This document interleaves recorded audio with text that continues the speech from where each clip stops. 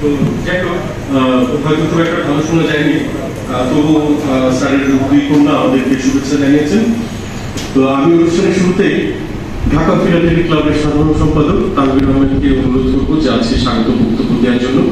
স্বাগত বক্তব্য দেওয়ার পরে আপনারা যারা স্যারের সাথে অভিজ্ঞতা শেয়ার করতে চান তারা শেয়ার করবেন, আর যদি এমন কেউ না থাকে তাহলে আমরা মূল প্রবন্ধী পাঠে চলে যাব। ধন্যবাদ। প্রথমে আমি কৃতজ্ঞতা জ্ঞাপন করি ঢাকা ফিলাটেলি ক্লাবের ভাইস প্রেসিডেন্ট স্বাধীন হক ভাইকে, যে উনি এরকম একটি ইনোভেটিভ আইডিয়া আমাদেরকে দেওয়ার জন্য, যে এরকম একজন গুণী শিল্পী তাকে নিয়ে প্রোগ্রাম করা।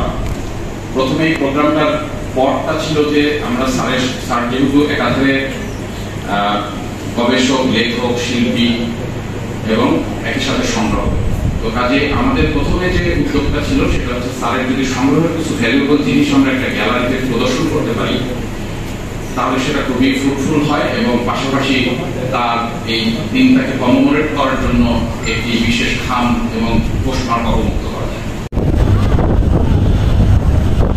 হ্যালো ভিউয়ার্স, আসসালামু আলাইকুম।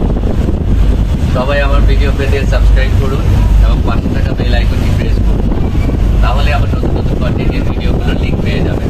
ধন্যবাদ সবাই।